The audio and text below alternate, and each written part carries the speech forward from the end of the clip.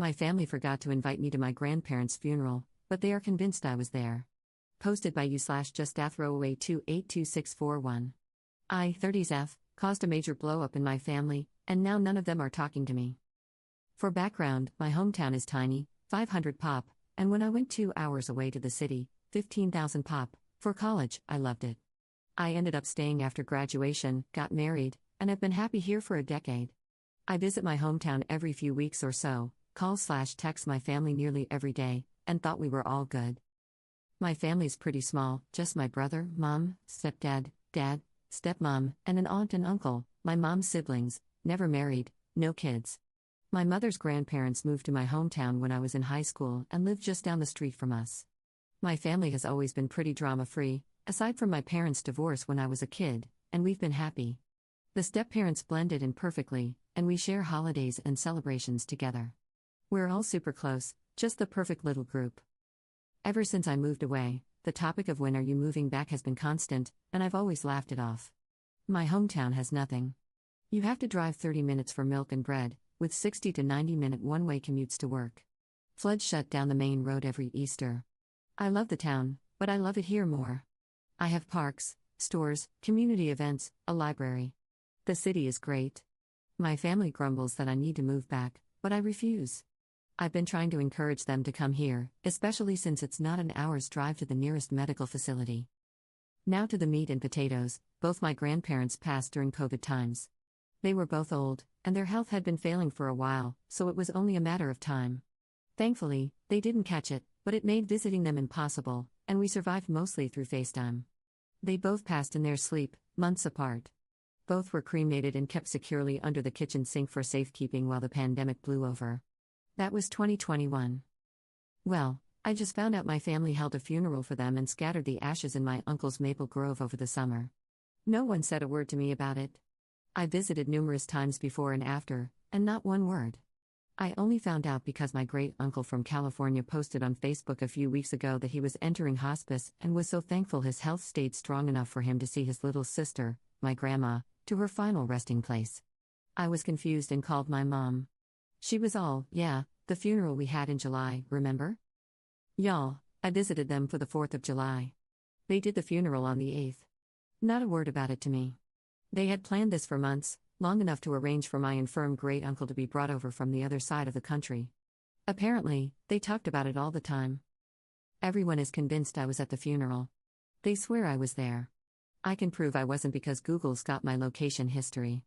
My hubby is baffled because he was supposedly there too, but he had to work every weekend in June and July. The time clock doesn't lie. My family straight up forgot about me. I'm hurt, I'm sad, and they're pissed at me for lying. They think I'm causing drama over nothing. Nothing I say can convince them I wasn't there. My family is united in this, and they've all put me on red until I admit I'm wrong. They think I've gone nuts. Either there's a doppelganger of me attending events, or my family doesn't want to admit they screwed up. I'm not backing down. Thanksgiving is coming up, and my family's been vague posting on Facebook about forgetful kids and mental health. It's so freaking weird, and I don't know if I'm in bizarre world or what's going on. My mom's best friend reached out and said I should just admit I was wrong and apologize, that I'm causing my mom so much unnecessary stress. I asked her if she's checked everyone's home for CO2. She hung up on me. We checked our CO2, and our testers are running just fine. I have reached out to a few people in my hometown to check in on my folks, and they all say they're fine. I even spoke with a local volunteer firefighter group to see if they could check for gas leaks. Not sure if they were able to. I don't know what to do. I've shown them the proof I wasn't there, but they know I'm tech savvy and just assume I photoshopped it. Hubby says we need a break, and we're going to be staying home this holiday season. Update 13 days later. It's November 27th, and Thanksgiving just happened. Hubby and I stayed home. We got a small turkey and made our own little Thanksgiving. It was nice. We ate around noon, then watched a movie, and later sat outside with a bottle of wine to watch the sun set behind the trees and neighbors' houses. We usually take the day before off, drive to my folks' place, stay the night, and help with the Thanksgiving Day cooking. So it wasn't until Wednesday night that my mom broke the silence. She called and asked when I was showing up, and I told her we were staying home this year but for them to have a happy Thanksgiving and to give the rest of the family my love. She was quiet for a long time after I said that, and I think she eventually mumbled an okay or something and hung up.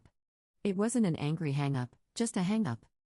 On Thanksgiving Day, I sent a group Happy Thanksgiving gift to our family group chat. I received a few Happy Thanksgivings back. No one said anything else. There have been no posts on Facebook. Second update 15 days later. So, I think I mentioned in one of my comments that my dad and I usually talk on the phone every Sunday morning. We're both early risers, so we chat over our morning coffees and watch the sunrise. He and I haven't really spoken since this all went down, and it's been tough.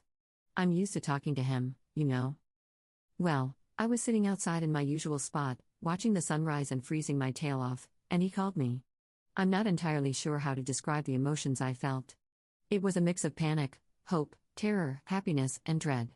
I ended up answering because I just had to know what he wanted. It was an awkward conversation. He didn't address the current drama but instead tiptoed around the situation with all the grace of a cow on stilts. For instance, a simple "how are you doing" type of question was answered with a "not good," and the whole conversation would stall out for a bit because he knew why I wasn't doing well. So we ended up talking about the weather, the various winter birds we'd seen at our feeders, and the Christmas decorations around town, things like that. Eventually, he asked if we were coming out for Christmas and sounded sad when I told him we weren't. He asked if he and my stepmom could come visit us instead, and I told him it wasn't a good idea this year, that hubby and I were going to spend a quiet holiday together. I let him know he should be receiving some gifts at his P.O. box any day now, so to please pick them up from the post office and put them under the family tree for everyone. He said he'd ship ours to us as well. And that was pretty much it. No crazy drama to report. The only posts on Facebook have been the usual Christmas excitement ones, countdowns, photos of Santa, silly gift ideas, and photos of company Christmas parties. On a personal note, hubby and I are doing all right. Our health is good, our spirits are high, and we're as solid as ever. We each got Christmas bonuses at our jobs, so we're excited about that. They're not large, but we're happy to have them. We have also done advent calendars for the first time ever. I got him a Lego one, and he got me a hot chocolate one. We're going to do the calendars again next year, maybe make a tradition out of it. Everyone, please have a safe and happy holiday. Edit. I've received a lot of messages and private DMs urging me to look into inheritance and such. I'm really touched that so many internet strangers are worried about me, and I wanted to assure everyone that inheritance is most likely not an issue here. Honestly, I'd almost be relieved if it was, because then it would at least make some sense. Money does weird things to people, you know? No one in my family is wealthy by any means. After my grandparents passed, their small estate was used to pay for their end-of-life expenses, and the remaining assets were split up. Everyone directly related got an equal share, which excluded my dad and the step-parents. I don't remember the exact amount I received, but it was around $5,000 if I recall. My brother gave me his share, too, so I could finish paying off my college debt while the interest freeze was active. The great-uncle from California has kids, grandkids, and great-grandkids of his own, and he also isn't wealthy. I think one of his kids makes good money doing something in finance, but I'm not entirely sure. I can't imagine he left us anything, as we hardly knew him. My mom, aunt, and uncle only met him a few times in their lives, and my brother and I even less. Grandma and he were close, but I don't think he liked my grandpa much. Third update 13 days later. I hope everyone had a wonderful Christmas. I've received a lot of support through my posts, and I'm really grateful. Writing these updates has had a therapeutic effect. Yesterday was Sunday, but I didn't answer my dad when he called. I just really didn't feel up to a pointless chat, so I let it go to voicemail. He tried to reach me a few times throughout the day, but I didn't answer. Our bestie last minute invited us over to his house for Christmas Day lunch today, so my husband and I were busy all Christmas Eve making cookies, peanut brittle, and homemade suckers/hard candies for his kids. Mom tried to reach out as well, but I also ignored her calls. We had a blast at lunch. Our friends' kids are a lot of fun to be around. They got some techie presents from their grandparents, a Quest VR headset and Steam Decks, lucky little rascals. Our friend and his wife aren't good with tech, while my hubby and I are, so we helped get them set up while our friend played a good host to his folks' in-laws. The grandparents didn't realize that a Steam Deck required a Steam account, so we got the kids their own account set up, added them to our Steam friends lists, and gifted them some games. We also bought them a few VR games for their headset, and they were off to the races with Beat Saber in no time. As for my folks, my brother texted and asked if we could talk sometime tomorrow. I think me ignoring mom and dad has caused some kind of upset, which they deserve. Fourth update 1 day later. Spoke with my brother over the phone this morning. For starters, he apologized for everything. He and I are good, for now. For a bit of background, my brother and I are only 2 years apart. There weren't a lot of kids around growing up, so the two of us were often stuck doing stuff together. We have a lot of shared interests and passions. He's been pretty silent on this whole matter but still part of the group, if you know what I mean. I think the thought of losing him from my life was probably the most painful because he's always been there. He was my rock until I met my husband. He's definitely a mama's boy, though, so anything mom wanted, he made sure she got. I'm happy to have him back. Without further ado, here's the story from the horse's mouth. Mom apparently had a cancer scare late last year, which no one told me about, go figure, and Dad had a stent put in his heart back in January, which I didn't know about. This sense of mortality has apparently lit a fire under Mom's tail to get me back home. But since I wasn't reacting to her passive-aggressive hinting, she and stepmom decided to go full crazy. My great-uncle's health was bad, and he'd been asking about funeral arrangements for his sister, my grandma, for a while, so the moms decided to plan it, and use the event as a giant middle finger to me. They kept all the planning pretty hush-hush between the two of them, so no one on our side of the family actually knew about the funeral until about 2 weeks before. The moms said they'd invited hubby and me. No one thought anything about it, no one thought to mention, confirm, or check with me.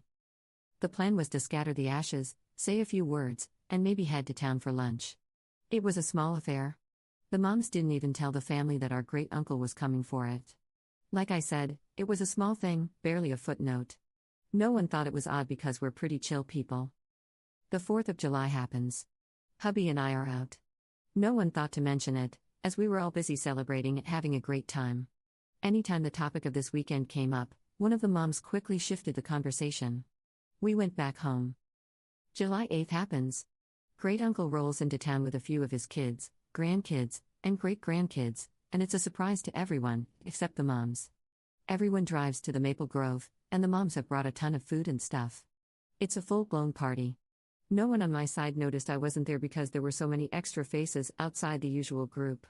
They did the spreading of the ashes, said their words, ate, and had a great time.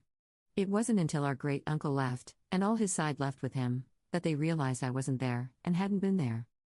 And this is where the crazy went up a notch. My brother says the moms were happy no one noticed I wasn't there.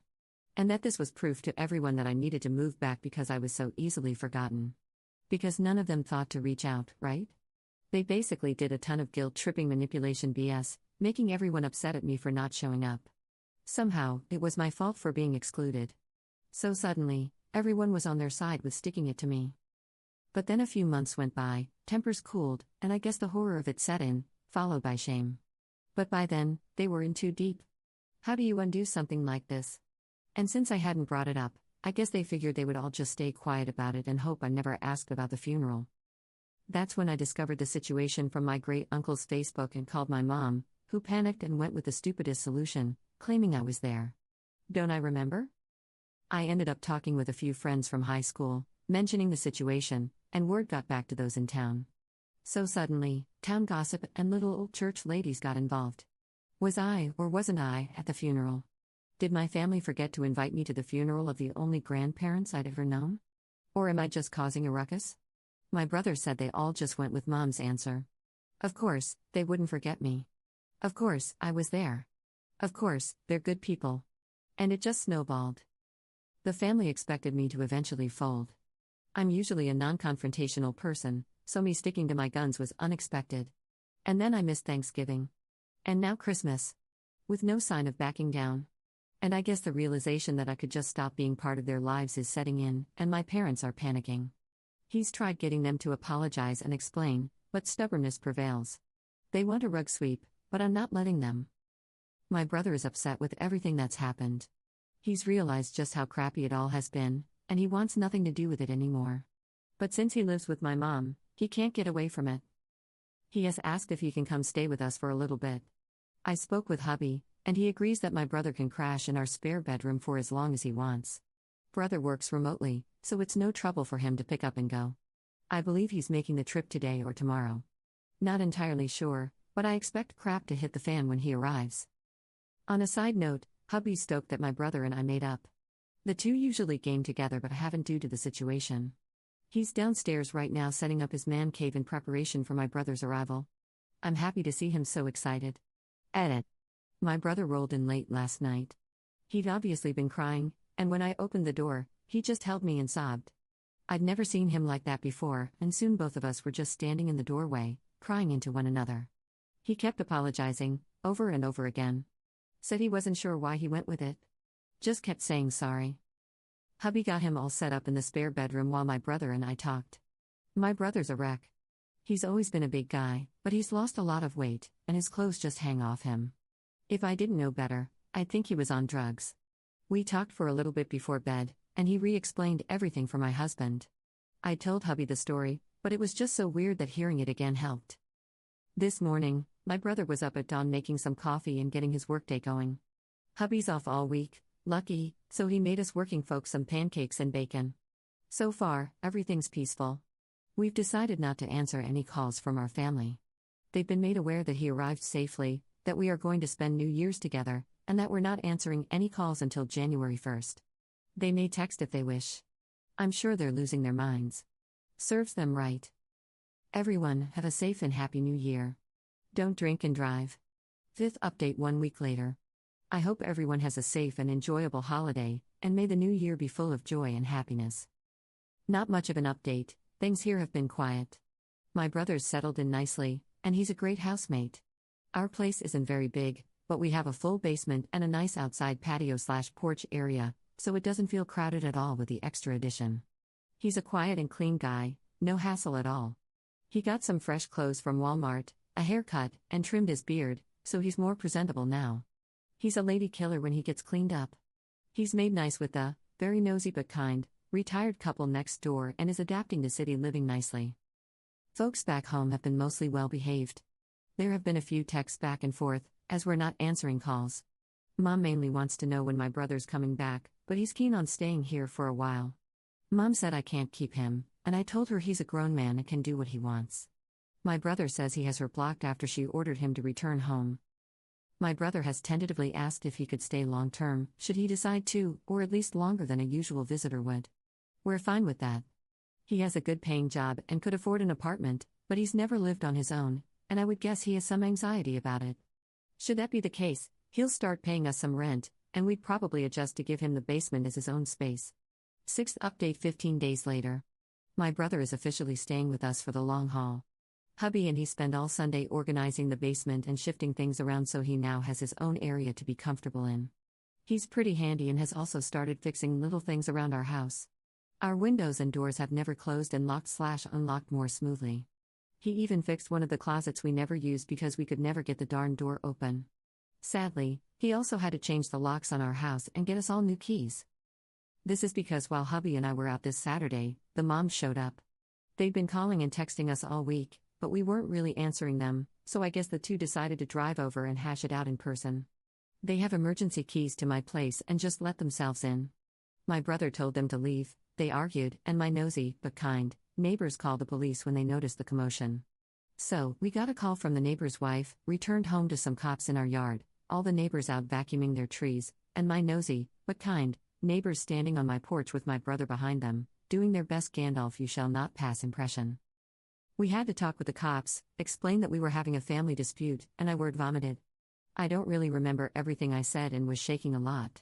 Our local cops are really great, fantastic guys and gals in blue, and took it all in stride.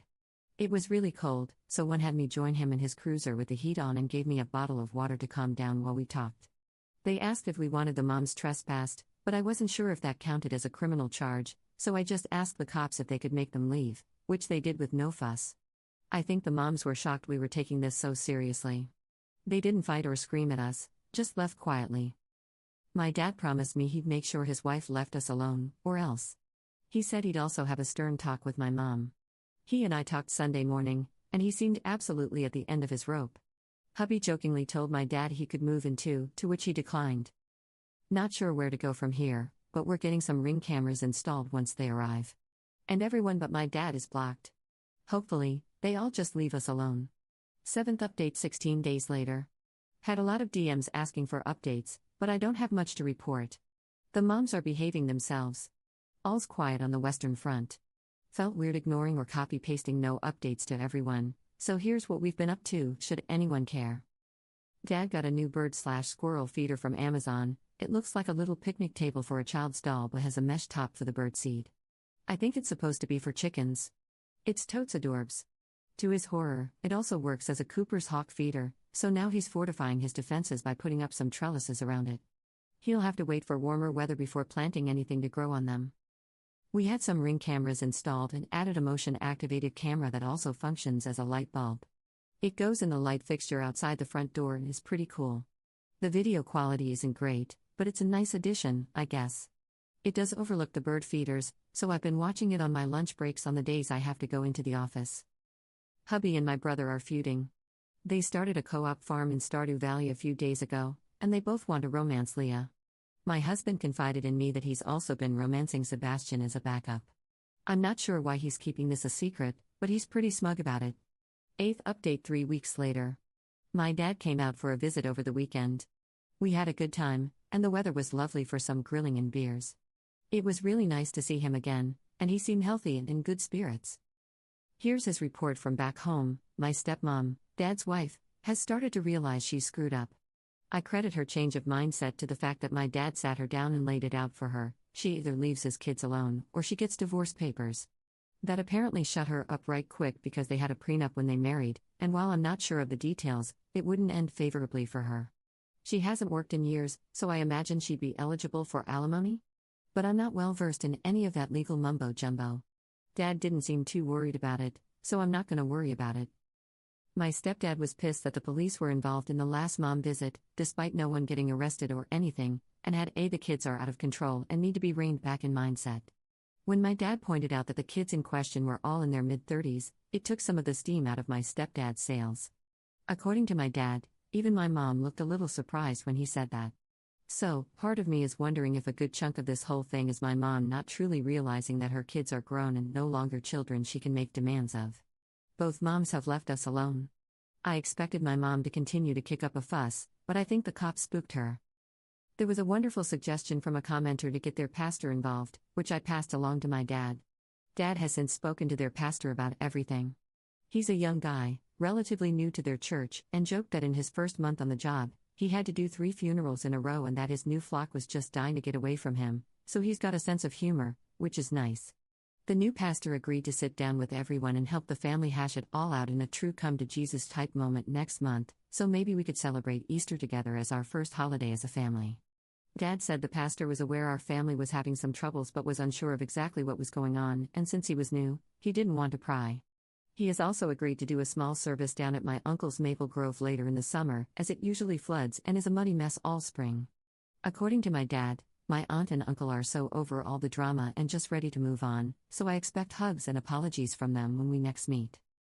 Stardew Valley update. My brother was victorious in the grand fight for Leah. It was a hard battle, well fought. When my husband exposed his plans to woo Sebastian all this time, it was quite the betrayal. Dramatics aside, their farm is really cute, and I'm so happy they're enjoying the game. 9th update 1 month later. Happy April Fools, everyone.